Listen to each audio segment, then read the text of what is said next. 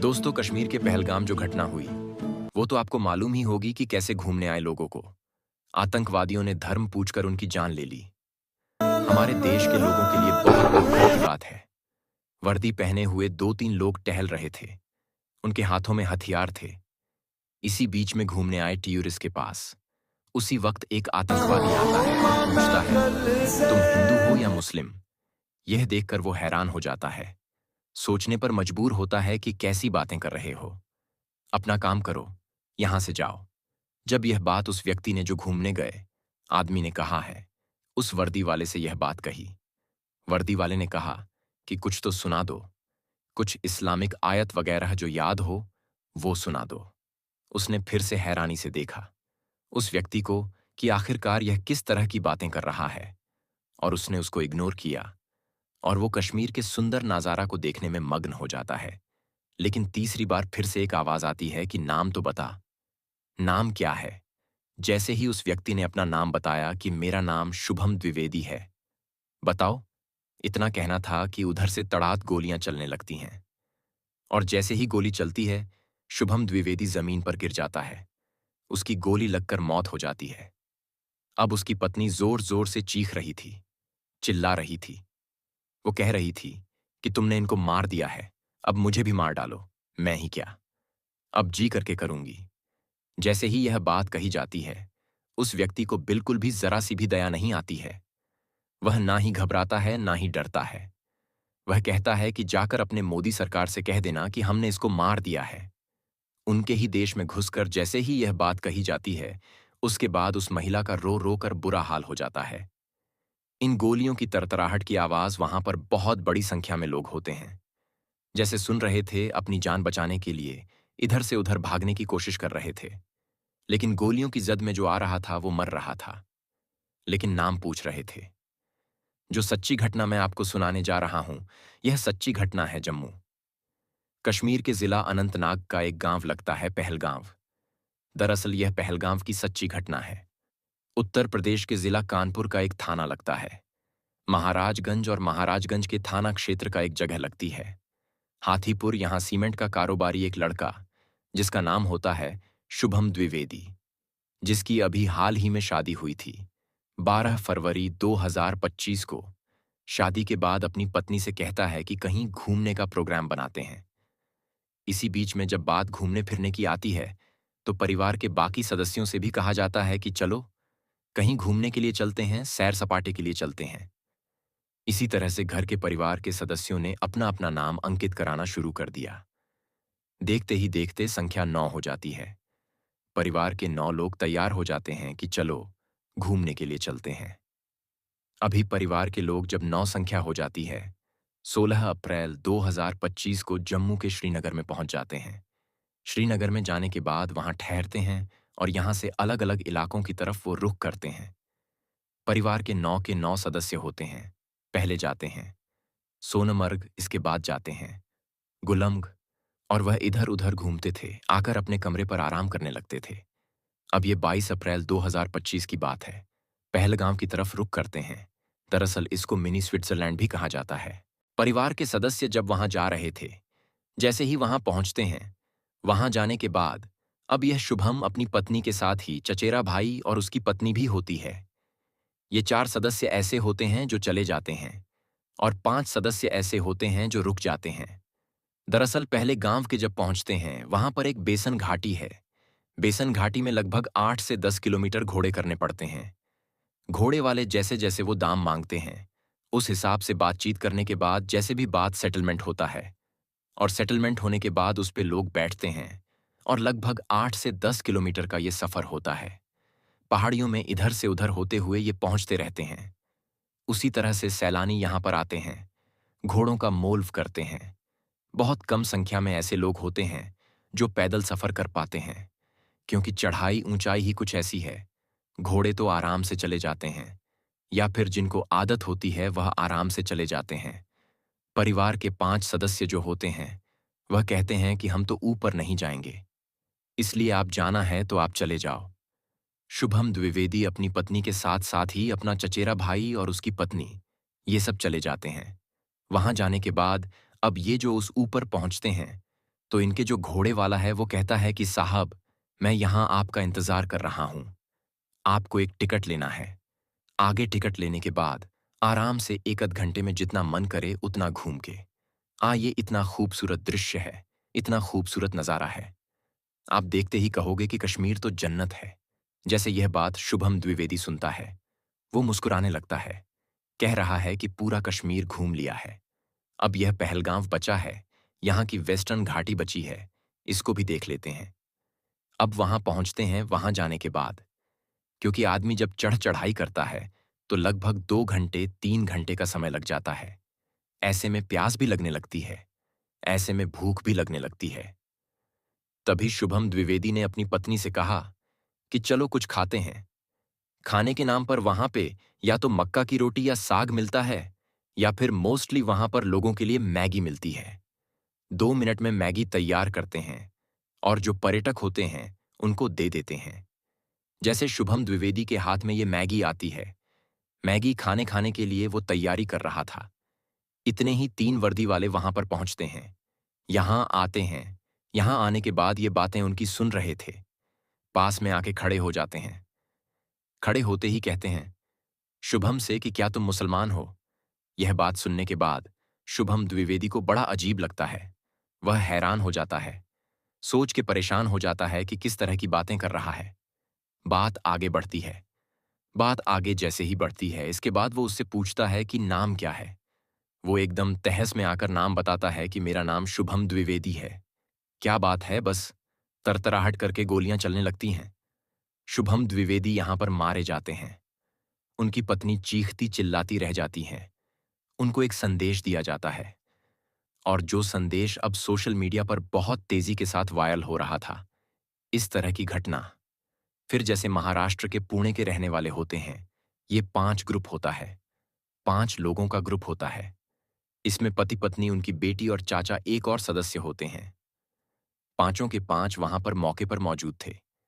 जैसे ही गोलियां चल रही थीं, इन्होंने भागकर पास में ही एक टेंट होता है, टेंट में जाते हैं, प्रवेश कर देते हैं, और उन्हें लग रहा था कि यहां आराम से सुरक्षित हैं, कोई कुछ नहीं कहेगा।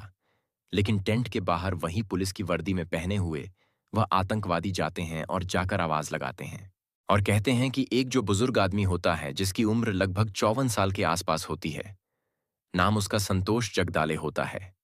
यह बात मीडिया में उसकी बेटी जो होती है आशावरी जगदाले, उसने ये मीडिया को बताई थी। तब यह बात लोगों में पहुंचती है। दरअसल जगह संतोष जगदाले से कहा जाता है, चौधरी तू इधर आजा, बाहर आजा। चौधरी कह के उसे बाहर बुलाया जाता है। वो बुजुर्ग आदमी, 54 साल का आदमी, जैसे ही बाहर आता है, उसे कहा जाता है कि कोई कुछ याद है? तो वो कहते हैं, क्या याद है साहब? तो वो, क्योंकि वो बुजुर्ग आदमी बहुत बुरी तरह से डरा हुआ था, सहमा हुआ था, समझ नहीं पा रहा था कि आखिरकार क्या बात करें। जैसे वो समझ नहीं पाते हैं, उसे दोबारा से कहा जाता है कि कुछ याद है, कुछ आयत वगैरह याद हो, इस्लामिक तो सुना दो। और वो सुना नहीं पाते, वो समझ नहीं पाते हैं। इसके बाद गोली चलती है। पहली गोली जाकर सर में मारी जाती है, दूसरी गोली पीठ पर मारी जाती है, क्योंकि जैसे ही उनका गोली लगने के बाद वह घूमते हैं और तीसरी गोली उनके कान के पास लगती है। यह शोर, ये चीखें सुनने के बाद जो उनके भाई होते हैं, जिनका नाम को स्तंभ होता है, कौस्तुभ गणबोटे, वो यह बात सुनने के बाद जैसे बाहर निकलते हैं, आवाज लगाते हैं। भैया तो आतंकवादी समझ जाते हैं कि ये इसी का तो भाई है, इससे क्या नाम, क्या पता, क्या इसके बारे में पूछें। उनको भी 4-5 गोली तड़ात मारी जाती है। गोली लगते ही वो भी जमीन पर गिर जाते हैं। इसके बाद हरियाणा करनाल के जो सेक्टर 7 है, वहां का एक गांव लगता है भूसली। वहां के रहने वाले नेवी के लेफ्टिनेंट विनय नरवाल, दरअसल 16 अप्रैल 2025 को इनकी शादी हिमांशी से होती है, और हिमांशी से शादी होने के बाद यह मसूरी में इनकी बारात का प्रोग्राम था। दरअसल इनकी जो नेवी के लेफ्टिनेंट होते हैं, इनकी पोस्टिंग होती है केरल की कोच्चि में, शादी के लिए आए थे। अच्छी खासी लंबी छुट्टी ले रखी थी, और 16 अप्रैल को जैसे ही बारात रात की प्रोग्राम होता है, उसके बाद फिर ये प्लान करते हैं कि क्यों ना विदेश घूम के आते हैं, स्विट्जरलैंड घूम के आते हैं। इसके लिए इन्होंने यूरोप का एक वीज़ा अप्लाई कर दिया था, लेकिन वीज़ा अप्लाई करने के बावजूद भी इनको वीज़ा नहीं मिल पाता है, वीज़ा रिजेक्ट होता है। तो ये अपनी पत्नी से कहते हैं कि तुम परेशान क्यों होती हो? हम अगर यूरोप नहीं गए तो क्या हुआ? अपने देश में भी तो मिनी स्विट्जरलैंड है, वहां चलेंगे। इन्होंने टिकट बुक कराया। सीधा ये जम्मू कश्मीर के श्रीनगर में पहुंच जाते हैं। और उस आहत जब ये श्रीनगर पहुंचते हैं तो वहां जाने के बाद ये सबसे पहले इनका जो रुख था वो मिनी स्विट्जरलैंड का रुख था। इसीलिए 21 अप्रैल को ये स्विट्जरलैंड पहुंच गए थे। 16 अप्रैल को इनकी शादी हो जाती है। पहला ट्रिप था पहलगाम का पहलगाम। यानी कि पत्नी को दिखाना चाहते थे कि यूरोप बिल्कुल वैसा ही दिखाई देता है जैसे कि आपने जम्मू कश्मीर का पहलगाम की बेसन घाटी दिखाई देती है। वहां जाते हैं और जाने के बाद पति पत्नी आपस में बातचीत ही कर रहे थे। गोलियां चल रही थीं। इनसे भी नाम पूछा जाता है, इनसे भी पूछा जाता है। कौन हो, क्या हो, इनकी पहचान की तस्दीक की जाती है। और जब आतंकवादियों को लग जाता है कि हम जिनको मारने के लिए आए हैं यह वही है, और उनको भी तड़ात गोलियां मारी जाती हैं।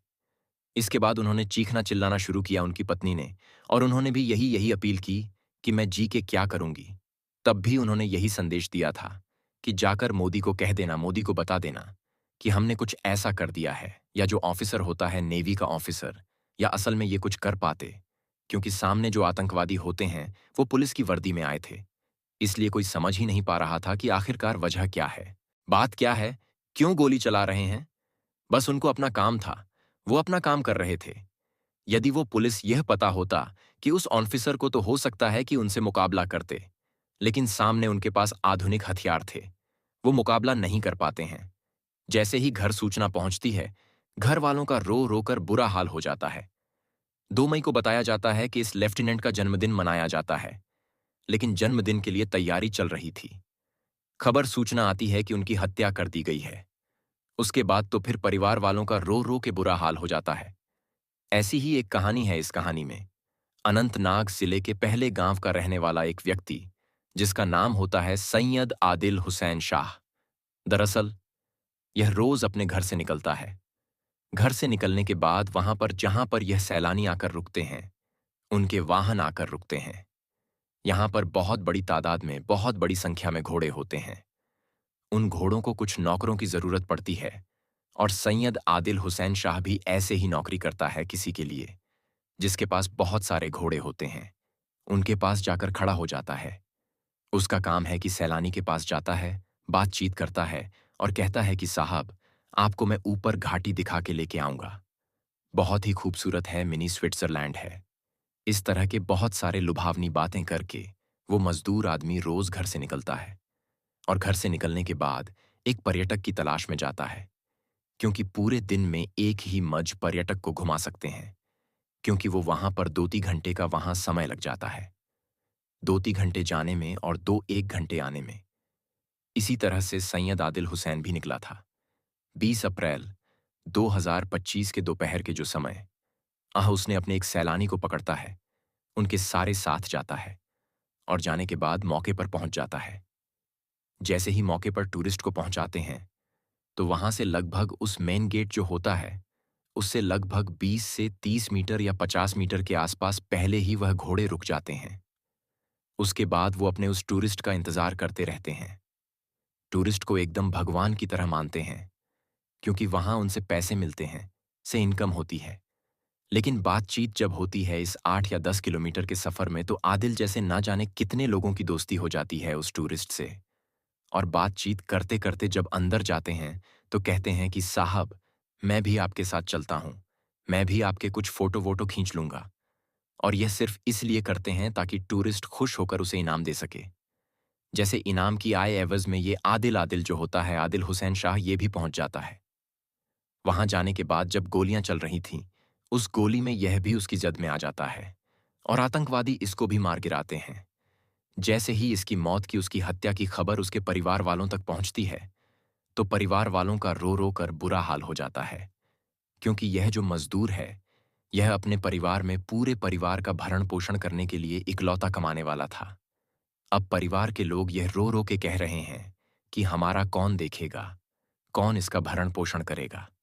ऐसे ही यह कहानी है बिहार प्रदेश के जिला रोहतास के अहूरी के रहने वाले एक व्यक्ति, जो कि मनोज, जिनका नाम है मनीष रंजन, उम्र उनकी 42 साल के आसपास होती है, जो कि आईबी में ऑफिसर होते हैं और हैदराबाद में इनकी पोस्टिंग होती है।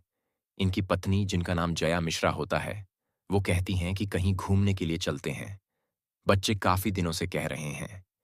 एक बेटी होती है 8 साल की, एक बेटा होता है 12 साल का। इसी तरह से पत्नी के साथ ये आईबी ऑफिसर, जिसका नाम मनीष रंजन होता है, वो कहते हैं कि ठीक है, परेशान होने की जरूरत नहीं है। इस बार कश्मीर का प्रोग्राम बनाते हैं। वैसे भी कश्मीर की बहुत तारीफें सुन रहे हैं। रोज मैं सर्च करता हूं, लोगों के स्टेटस फोटो वगैरह जब आते हैं तो ऐसा लगता है कि वाकई कश्मीर घूमने लायक है। इसका इस बार का प्रोग्राम वहीं का बनाते हैं। इनके परिवार के सदस्य कई लोग ऐसे हैं जो पश्चिमी बंगाल में रहते हैं। हालांकि ये भी पश्चिमी बंगाल में रहकर पढ़ाई लिखाई सब कुछ करते हैं, लेकिन मूल्य निवासी जो होते हैं बिहार के जिला रोहतास के होते हैं और ये भी छुट्टियां मनाने के लिए पहुंच जाते हैं अपनी बेटी, अपनी पत्नी, अपने बेटे के साथ। वहां जाकर उनको कुछ समझ नहीं आ रहा था।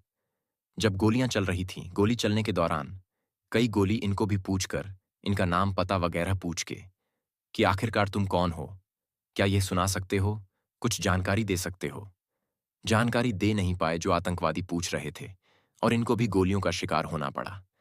बेटी भी देखती रह गई, पत्नी भी देखती रह गई और बेटा भी। यह सब अपनी आंखों से देखते रह गए। कुछ करने की स्थिति में नहीं थे। आतंकवादियों ने जितने भी लोगों को निशाना बनाया था, उसमें सिर्फ पुरुष थे। बच्चों को, महिलाओं को उन्होंने इस कांड से दूर रखा और आतंकवादियों ने एक एक करके लगभग 28 लोगों को मौत के घाट उतार दिया था। साथ ही 20 से ज्यादा लोग ऐसे थे जो गंभीर रूप से घायल हो चुके थे। अब ये सूची बनती है, लिस्ट बनती है कि कौन कहां से है।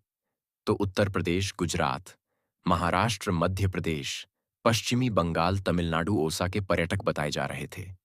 और ऐसा लग रहा था कि पर्यटकों को सिर्फ उनके पास जाते थे, उनसे नाम पोता पूछते थे, उनके पहचान जानने की कोशिश कर रहे थे और वह स्पेशली कुछ खास को ही निशाना बना रहे थे। और इस तरह से जो निशाना बना रहे थे, और यह खबर अब सोशल मीडिया पर हर जगह, टीवी पर, न्यूज़ चैनल पर हर जगह चल रही थी। हर जगह लोग देख रहे हैं। ये पूरे देश के अलग अलग हिस्सों में जब ये न्यूज़ फैलती है, तब लोगों को यह याद आ रहा था कि जो पूरी इंडिया के बाहर के लोग जब कश्मीर जाते हैं तो वहां का पर्यटन ठीक होता है, वहां लोगों को पैसे मिलते हैं, उनका कारोबार चलता है, उनके घर चलते हैं। अगर इसी तरह से गोलीबारी चलती रही, क्योंकि ऐसा बहुत कम बार हुआ है जब किसी पर्यटकों को निशाना बनाया जाता है, आम लोगों को निशाना बनाया जाता है। हालांकि कुछ दिन पहले भी खबर आई थी कि 2 पर्यटक पिछले साल भी मारे गए थे, लेकिन इस बार जो सब बड़ी संख्या में लगभग 27 से 28 के आसपास ये मार दिए गए हैं, इससे पूरे देश भर में दहशत का माहौल बना हुआ है। लेकिन सरकार ने पूरा भरोसा दिलाया है कि जो भी हैं, उन्हें किसी भी कीमत पर बख्शा नहीं जाएगा। इसमें कुछ विदेशी भी बताए जाते हैं, जिसमें नेपाल और यूएई के एक हैं और साथ ही स्थानीय 2 नागरिक हैं। कुल मिला के लगभग 28 संख्या बताई जाती है। वो घट भी बढ़ सकती है दोस्तों। 24 फरवरी 2019 को पुलवामा में एक फिदाइन हमला हुआ था। उस फिदाइन हमले में 40 जवान शहीद हो गए थे। उसके बाद ये बड़ा हमला है, बड़ा हमला बताया जाता है, और जिस हमले की जिम्मेदारी ली थी जैश-ए-मोहम्मद ने। और इस जो अब हमला हुआ है 22 अप्रैल 2025 को, इसकी लश्कर तैयबा के टीआरएफ ने जिम्मेदारी ली है। अब इनके स्केच भी जारी किए गए हैं, जो 3 आतंकवादी, इसका एक का नाम आसिफ फौजी है, एक का नाम सुलेमान शाह, एक का नाम अब्बू तलहा, और हमले के जो मास्टरमाइंड बताया जाता है, जिसका नाम है सैफुल्लाह खालिद, जो कि पाकिस्तान में रह रहा है। और भा की सरकार ने यह वादा किया है, यह भरोसा दिलाया है